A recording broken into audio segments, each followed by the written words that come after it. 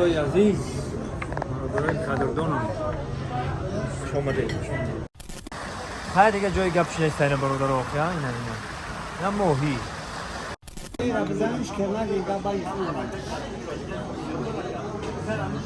یا جان خوش آمدن نه این بیر چوی میگم با تاریخمون دیگه اگه بابا جانم خوش آمدی. اوقات ازبکستان با مزه که اوقات خمون اوقات وطن دیگه یا سلام دوستان عزیز. ها بوی وطن تاجیکستان عزیز مونینا تو خورده آمده با اینا وطن اومده. انا فریل بهار اومده برادرو. اینا هم سیاها رو ببینید. جمال الدین سیاه، اینا شکرالله سیاه، اینا بابا جان سیاه، همه برادرو قتی. انا می اومدیم یا جانا که میدریم فریل بهار یک دیدن میکنیم و یک مزه اوقات تاجیکی رو میچشیم. های دیگه جای گپ نیست این برادر آخیا اینا موهی وقتی بگاهی میدوی روان میبری موهی یا جای میدویم که دیدن کنیم. خوش آمدن شروع جان، خوش آمدن نه این بیر چوی میگم این با تاریخمون دیگه با تاریخمون دیگه چوی وطن که بابا که هم ازش بفهمم خبر چوی وطن دیگه بزنش کنار دیگه بای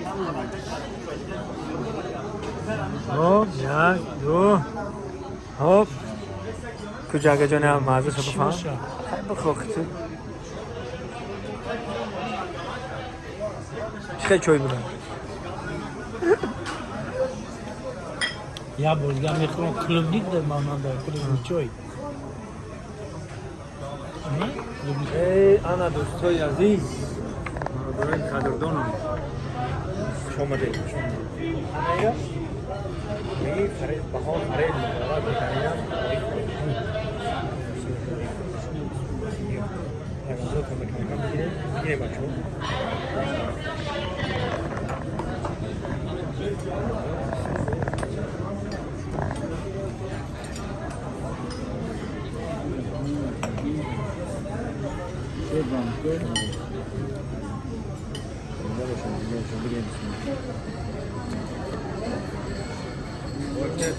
Hey, ama zinde olmuş. Yok şarkı.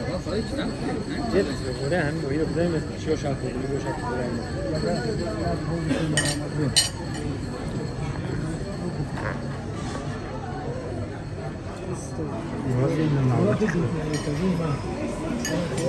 Kay bu boraca bildi. Maramat kar. Bahar Farid. Bismillahirrahmanirrahim. Akay baba جانم خوش اومدی.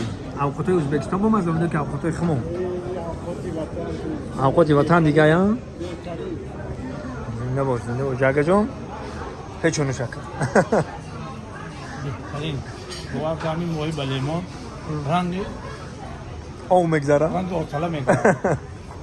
خوش اومدی. زنده و سربلند باشه برادرای عزیز. اینا خوراکی دوست می‌داشتگی ما بهار فریل بهترین خوراک است. شما رو توصیه میتونم بیاین حلاوت کنید.